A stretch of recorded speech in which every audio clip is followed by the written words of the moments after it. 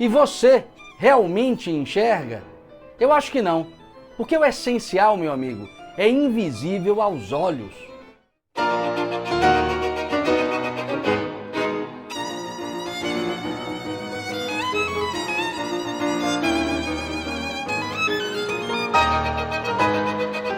Então, abrindo a live de hoje com esse tema, como eu disse, extremamente provocativo, porque, claro, concernente a uma experiência que nós pouco estamos atentos.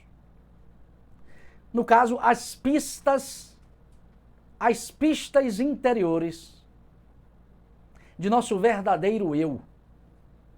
Olha essa expressão, em primeiro lugar, verdadeiro eu.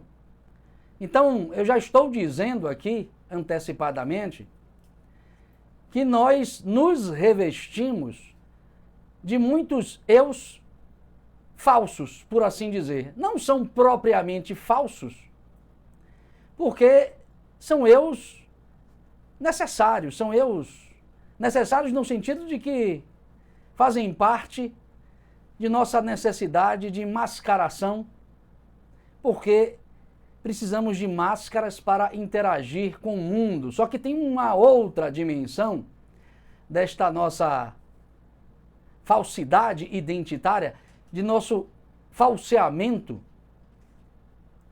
que é a do falseamento de nós na relação que temos com nós mesmos.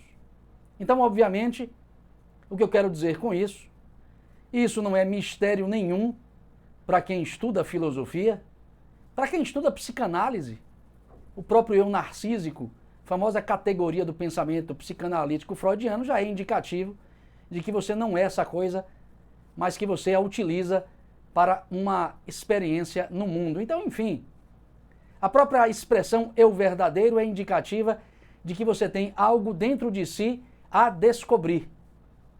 E eu quero falar aqui então sobre algumas pistas deste tal eu verdadeiro, e para isso eu proponho introdutoriamente uma breve digressão, uma explicação antecipada de como funciona a nossa relação com o mundo a nível mental. Como é que nós nos relacionamos com essa tal realidade dentro da qual nós nos encontramos? Então eu até enfatizo aqui que realidade é algo dentro do qual nós nos encontramos, não é algo apartado de nós. Estamos dentro disso, como eu costumo recorrentemente falar. Então, como introdução, eu trago aqui uma parábola escrita pelo filósofo islâmico Jalal Rumi, que é um místico do século XIII, um filósofo sufi, um filósofo do sufismo, que tem uma filosofia muito profunda, diria até de cariz platônico, um filósofo chamado de filósofo da unidade, ou de filósofo do amor. O Rumi, numa obra muito conhecida, para quem, claro, conhece a filosofia islâmica, numa obra intitulada Masnavi, precisamente no terceiro capítulo, no terceiro tomo da obra, nos conta uma parábola que, digamos, traz estas antecipações que eu julgo necessárias para nós entendermos essas tais pistas acerca de nosso verdadeiro eu. No livro 3 do Masnavi, o Rumi nos conta uma parábola que é muito simples. Alguns sacerdotes levam um elefante para um quarto escuro e convida algumas pessoas a reconhecerem este animal dentro, claro, deste breu, dentro deste ambiente escuro. E lá vão as pessoas para tentar descobrir que animal se encontra no quarto escuro, e eis que um deles pega na tromba do elefante e diz, já sei, isso é uma cobra. E o outro então pega na orelha do elefante e fala, não, isso não é um animal, isso é um leque de abanar. E o terceiro então vai na pata do elefante e diz, não, isso é uma coluna. E por fim, o quarto pega no dorso do elefante e fala, não, isso é um trono. Então, de forma muito simples, de forma muito lúdica, o Rumi está nos comunicando como nós lidamos com a realidade neste quarto escuro chamado de existência. Observem que cada um pega numa parte do elefante e toma a parte que pega pelo todo. Reduz o todo à parte que apreende. É claro que o Rumi está aí nos falando de duas coisas, uma explícita e outra implicitamente. Em primeiro lugar, o Rumi está nos provocando a perceber que a nossa percepção encontra-se extremamente limitada no que tange à apreensão da realidade. Repare que ele está dizendo mais precisamente que nós nos encontramos muito limitados na lida que temos com a própria realidade. E por uma razão igualmente muito simples. Nós estamos limitados pelas especificidades funcionais de nossos sentidos. Porque se você bem observar a forma como você interage com a realidade, você vai perceber que os seus olhos só veem, os seus ouvidos só escutam, o seu tato só sente, o seu paladar só degusta, o seu olfato só cheira. Professor, não vi nada demais nisso. Ah, não? É porque você está desatento. Porque quando eu digo que cada um de seus sentidos opera sempre de um modo específico, significa que você apreende a realidade recortadamente, como estes cegos que tentam apreender o elefante, que é a totalidade da coisa, mas que só apreende a parte da totalidade, mas a julga como se fosse a totalidade. A gente lida assim. É porque a gente não tem consciência ou não está devidamente atento para o fato de que os nossos sentidos operam sempre de modo específico. Funcionalmente, eles estão sempre atuando como devem atuar. Só que há em você uma coisa que talvez você não preste muita atenção, que unifica tudo.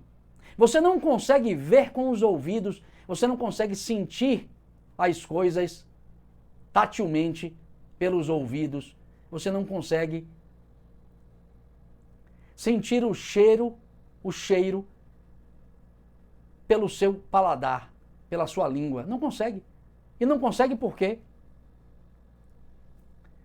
Essa experiência sinestésica só é acessível a consciências que conseguem pleno domínio de seu próprio corpo. Não é o seu caso, não é o meu caso. Portanto, o mundo é sempre apreendido por nós de modo fragmentário. Eu me lembrei aqui da experiência sinestésica porque o Leonardo da Vinci fala em seu diário, é só um parêntese que eu estou abrindo aqui, fala em seu diário que a gente pode treinar a maior percepção das coisas, a maior percepção da realidade, quando nós procuramos justamente ver com os ouvidos, sentir pelo olfato e assim sucessivamente.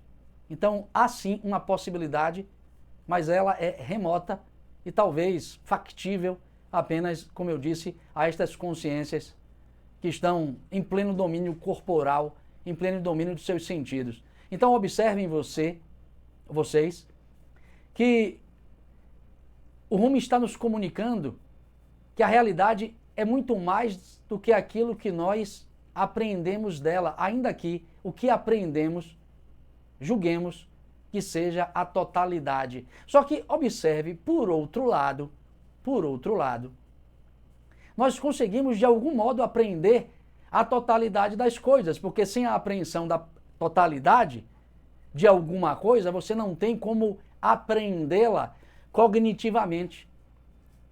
É porque esta passagem é indicativa, claro,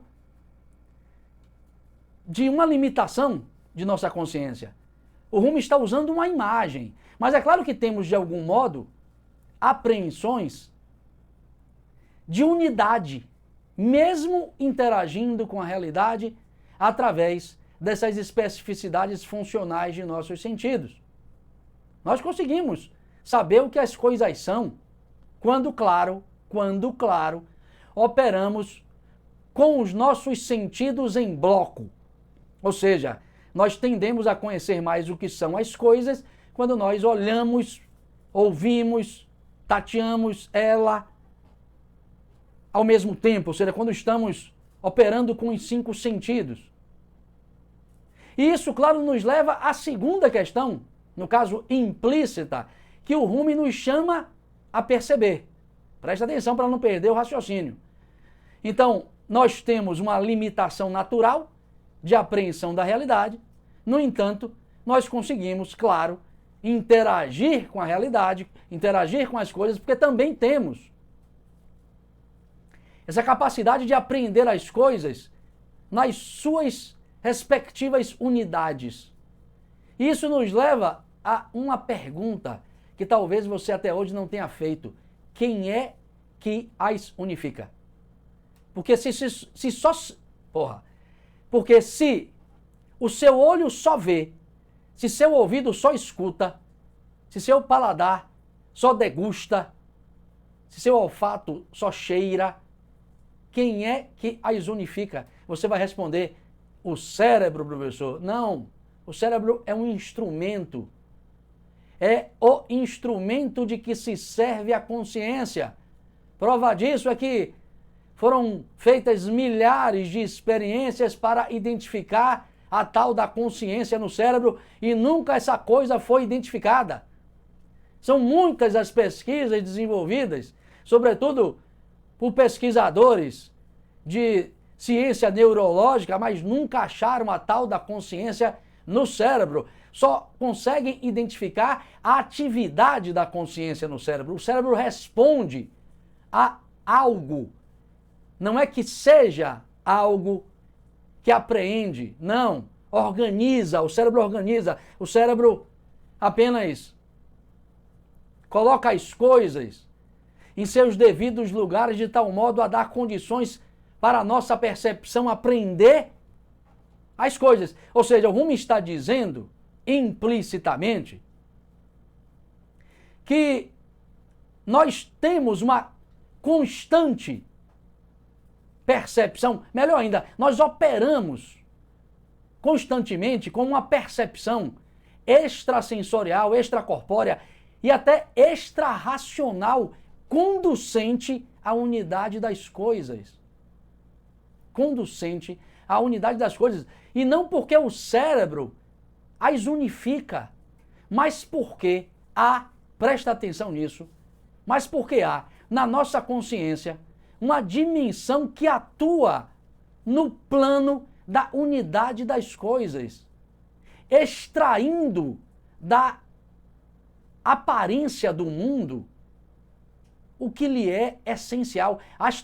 Porra, que minha dicção tá ruim. Extraindo da aparência das coisas as suas respectivas essências. Isso, segundo Aristóteles, chama-se nous poietikos. Nous poietikos. O Aristóteles nos apresenta isso no livro 3 da Alma, nome da obra é essa, da alma ou sobre a alma. Fala também desta faculdade no livro 12 da Metafísica. Nous poietikos significa intelecto ativo ou intelecto agente, que é em nós o intelecto que transforma as sensações em percepções, transformando-as, por sua vez, em abstrações, em intelecções ou em conceitos.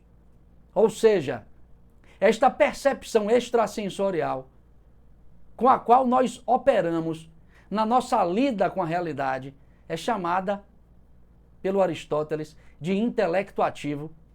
É uma faculdade imaterial, é uma faculdade espiritual, segundo o próprio Aristóteles. Vocês vão encontrar isso na tradição egípcia, simbolicamente, com o nome de Ba, B-A. B-A ou Ba, claro,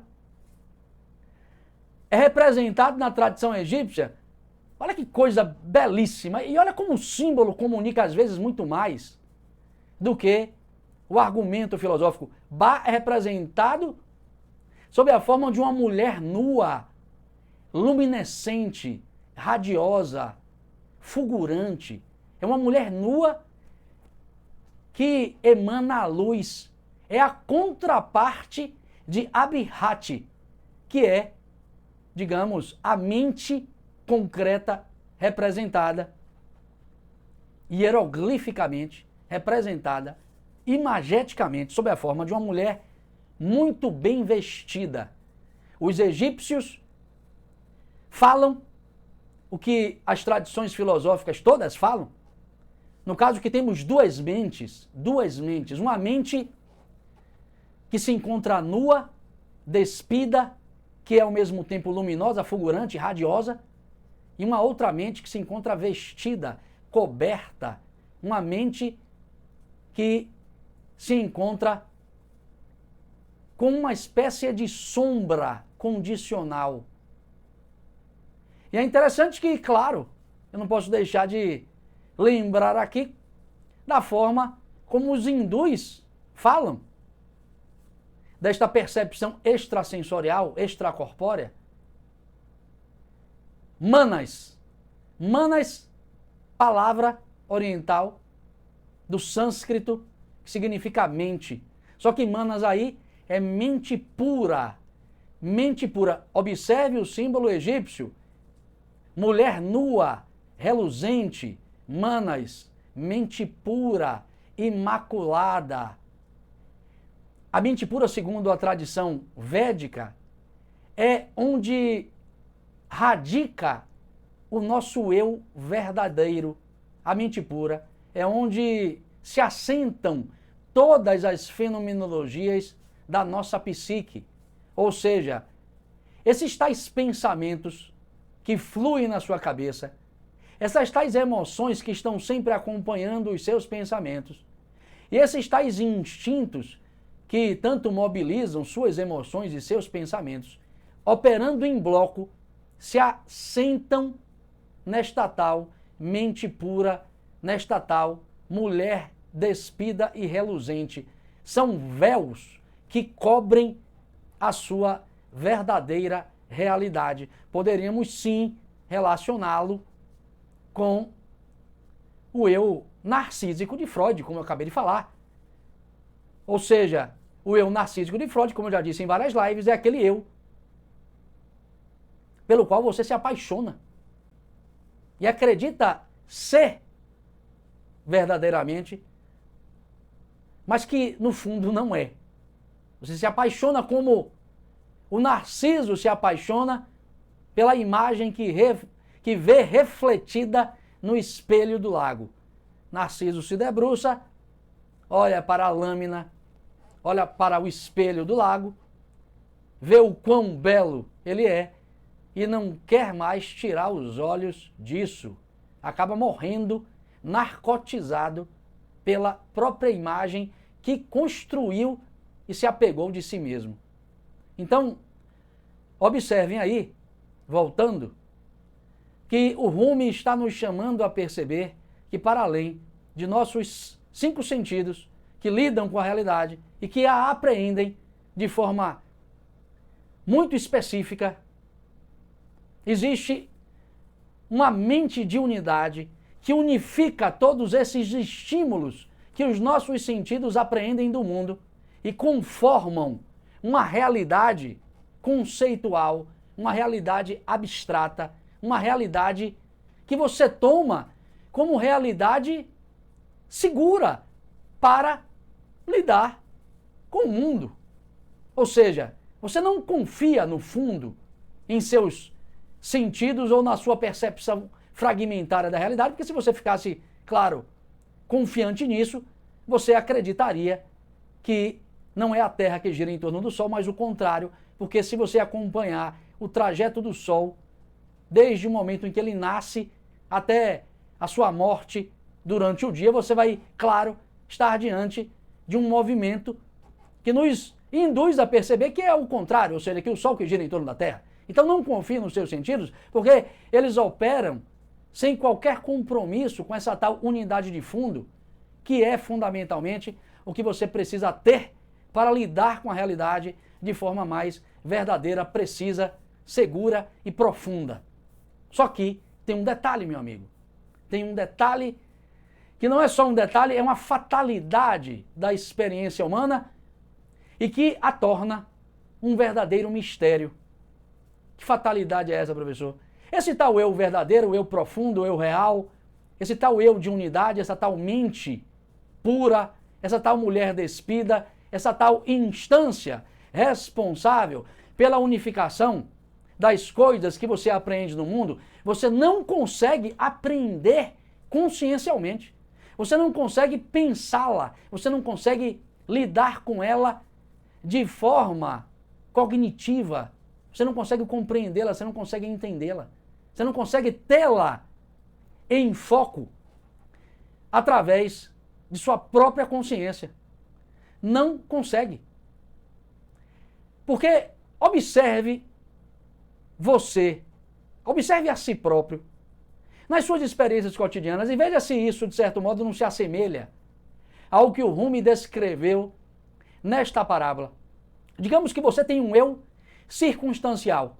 Você tem um eu que aparece aqui agora, lidando com as realidades o tempo todo. Você está, sei lá, lavando um prato, depois você está descendo do elevador, e repare que o eu que está lavando o prato não tem nada a ver com o eu que está descendo no elevador e que vai depois entrar no carro e depois vai estar, sei lá, digitando no computador e depois vai estar deitando na rede, tomando uma cerveja. Repare que são acontecimentos que se sucedem e circunstâncias com as quais nós interagimos, com as quais nós nos relacionamos, mas que não tem nenhum tipo de relação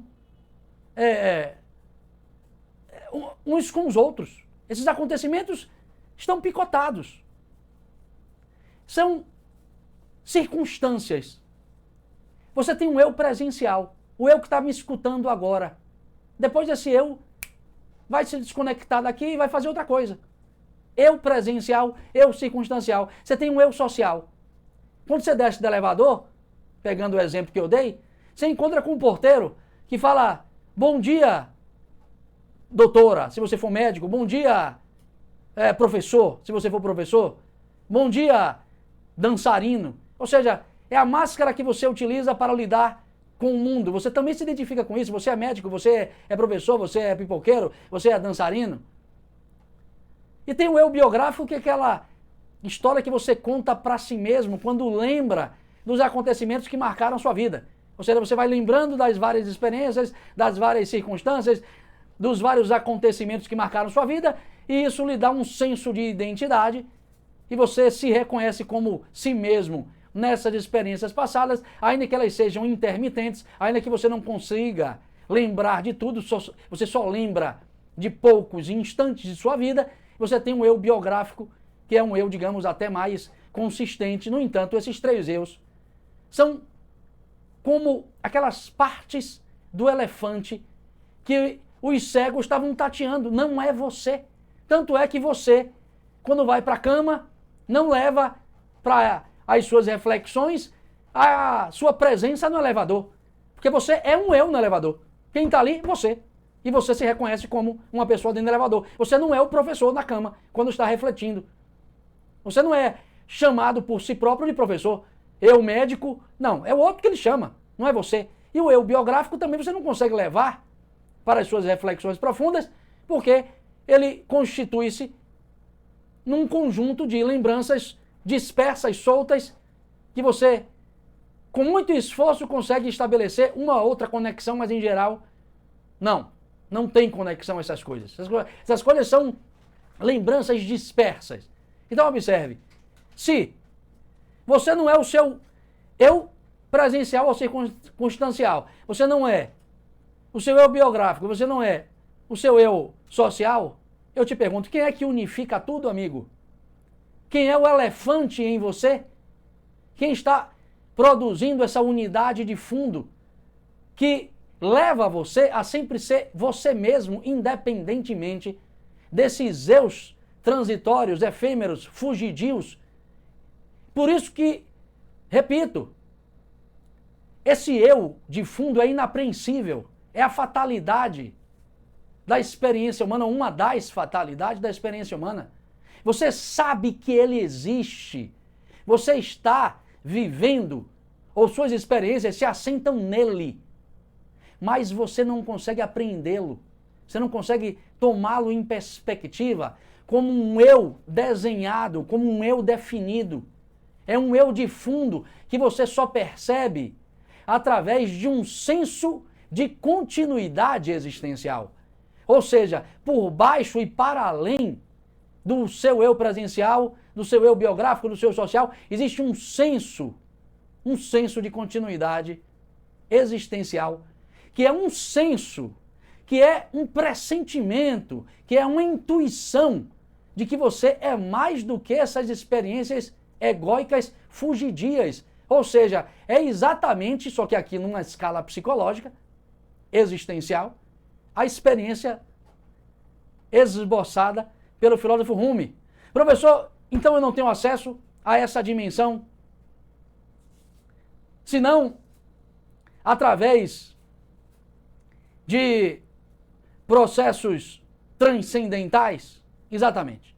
Então, sejamos breves e objetivos. Você não vai conseguir cognitivamente aprender esse eu, essa unidade de fundo de si mesmo, não é apreensível pelo pensamento, não é apreensível pelas emoções, nem pelos sentidos, porque tudo isso vincula-se à forma como os seus sentidos apreendem o mundo.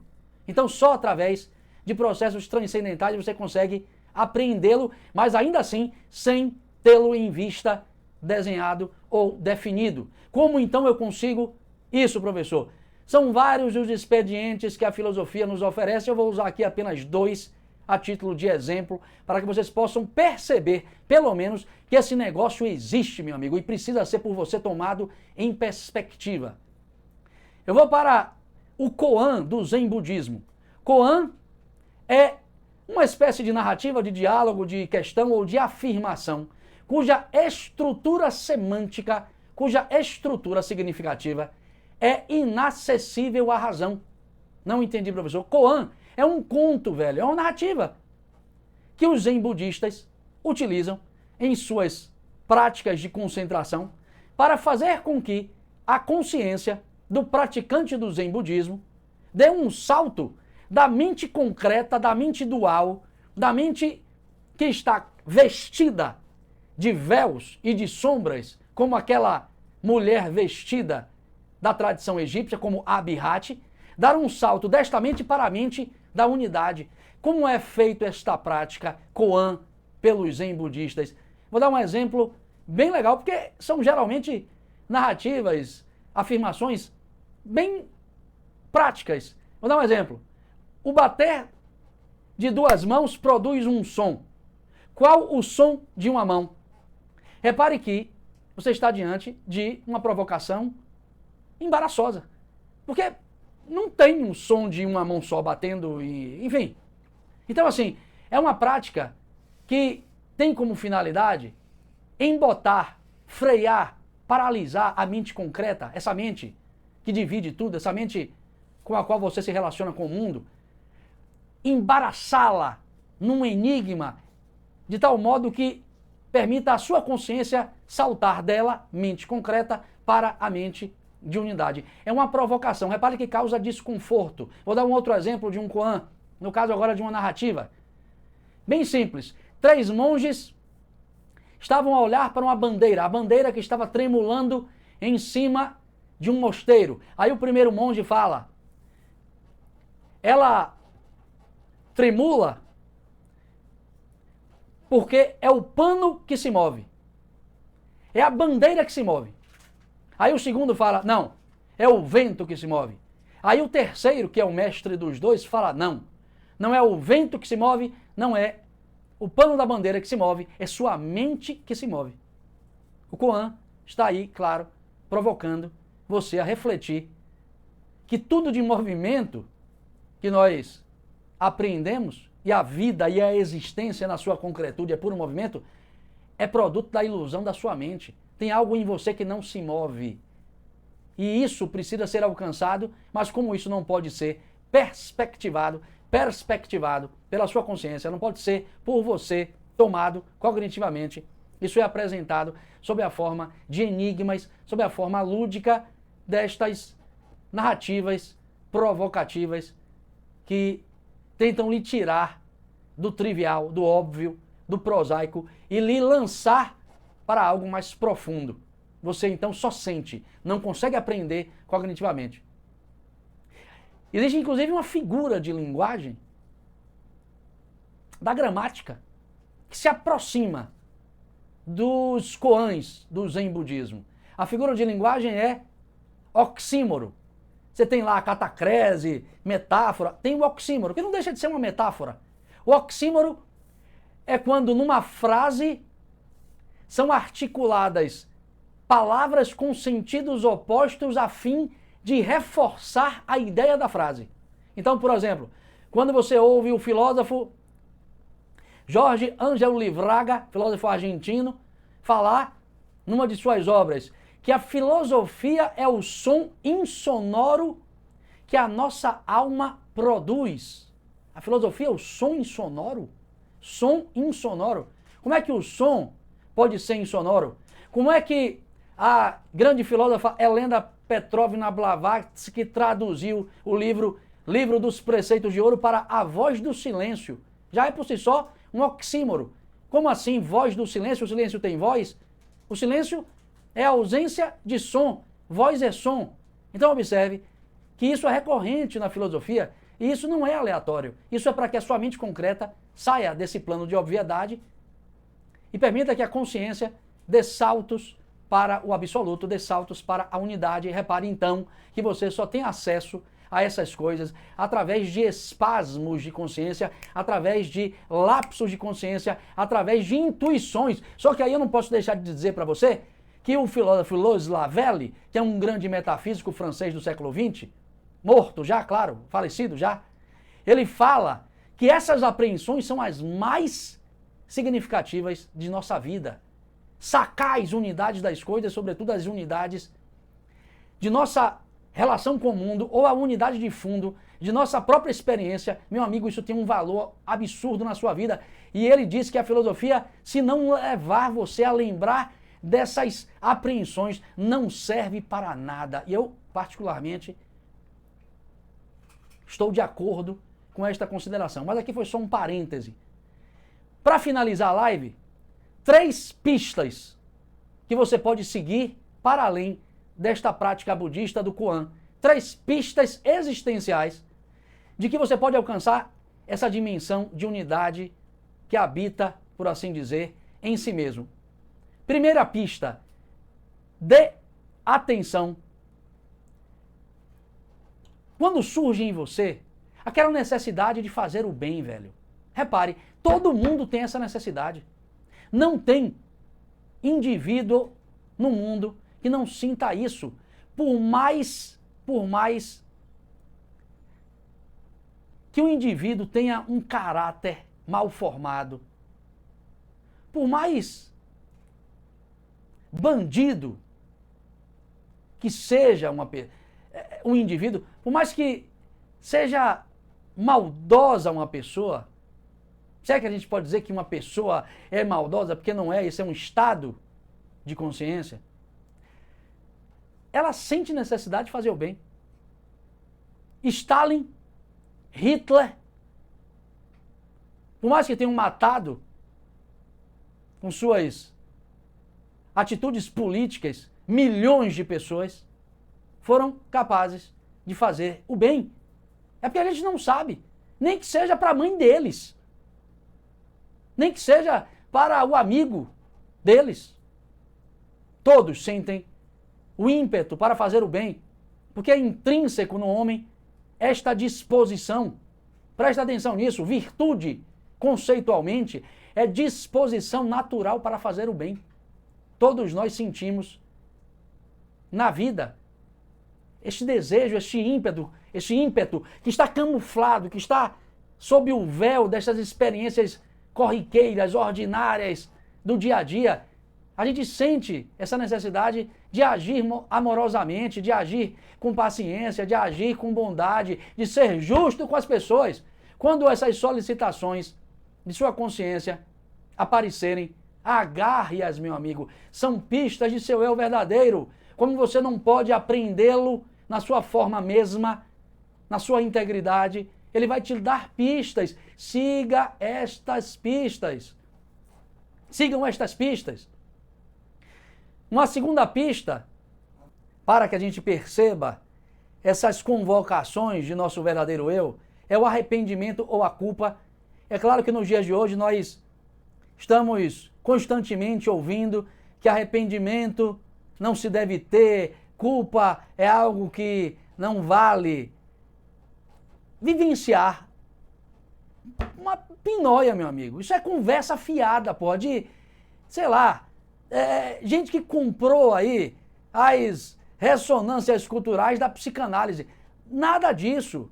Arrependimento, culpa são bússolas para nós nos distanciarmos do mal, velho. São experiências que precisamos viver de certo modo, porque inclusive nós viveremos independentemente de nós gostarmos disso ou não, independentemente de nós embarcarmos nesses discursos que hoje são próprios desta sociedade pós-moderna. Porque observe, a experiência humana é demasiadamente marcada pela escuridão para que a gente não viva sem culpas. A gente erra e é parte do processo, parte necessária, entender essas coisas, e a gente só é chamado a um entendimento quando nós nos arrependemos, quando nós sentimos culpa. Ou seja, sem culpa, meu velho, não há exame de consciência. Sem culpa não há exame de consciência, sem culpa não há transparência de alma, sem culpa não há acesso ao verdadeiro eu. Eu não estou dizendo com isso que você deve se apegar ao acontecimento que resultou nesta culpa, não. Não é para você viver na porra da agonia provocado pela culpa, mas para extrair o ensinamento que a culpa produziu e seguir em frente, meu amigo. Essa é a questão que é preciso tomar em perspectiva. Eu vou dar um exemplo para vocês muito interessante, não é nem um exemplo, é uma passagem do São Tomás de Aquino que me veio agora à cabeça. Ele tem uma poesia, ele tem um belíssimo hino, em que ele fala da felix culpa em latim, culpa feliz. Ele fala da culpa feliz de Adão. A culpa feliz de Adão é feliz porque Adão encontrou nesta culpa uma possibilidade de redenção, diz o Santo Tomás de Aquino, um dos maiores filósofos da história do Ocidente. E observem que é justamente essa experiência que acabamos encontrando quando nós examinamos a nossa consciência a partir da culpa que temos. Ou seja, nós nos redimimos. E isso nos leva a uma depuração de alma, meu amigo. Quem não tem culpa não consegue ser verdadeiro consigo mesmo. E é por isso que Jesus, inclusive, em Lucas 9:23, fala: cada um que pegue a sua cruz e me acompanhe, cada um que pegue sua cruz e me siga. Então a experiência humana, ela tem esse elemento, tem esse dado, e portanto o arrependimento, a culpa, é sim uma pista de que seu eu verdadeiro está lhe chamando a uma experiência mais profunda, ou pelo menos a um redirecionamento de sua rota existencial. E portanto, redirecionamento para uma rota conducente à unidade do si mesmo. terceiro e último aspecto, claro, uma das pistas mais importantes que o nosso eu verdadeiro dá à nossa consciência para que ela possa encontrá-lo, é claro, o sentimento de aspiração ao divino, ao atemporal ou à eternidade. Todo mundo tem isso, inclusive os ateus. Inclusive os ateus. Sentimento por algo que está para além daquilo que está posto como realidade efêmera, transitória, movediça. Ou seja, todos nós sentimos uma busca pelo sagrado, pelo belo, pelo que produz harmonia, equilíbrio. A busca por Deus é intrínseca ao homem.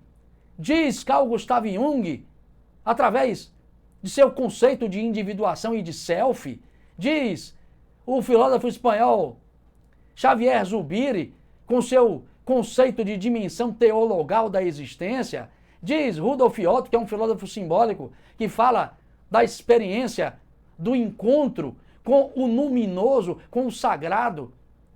Ou seja, por mais que nós não chamemos essas coisas de Deus, nós sentimos no fundo do coração algo para além da ordinariedade das coisas.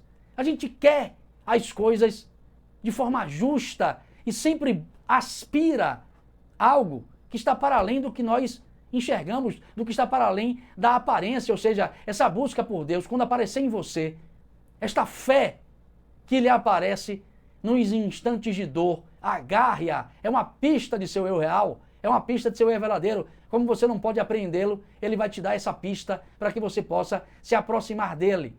Então, enfim, seguindo aí estas pistas e para efetivamente finalizar a live, seguindo estas pistas, seja através de práticas como a do Koan do Zen Budismo, e principalmente estas pistas existenciais, você pode se tornar uma pessoa com pegadas mais firmes na vida. Porque pegadas guiadas por uma busca por esta mente de unidade, que é onde habita a integridade de seu ser, que é onde habita a unidade do si mesmo. Do contrário, meu amigo, prepare-se para se transformar numa pessoa típica dos dias de hoje,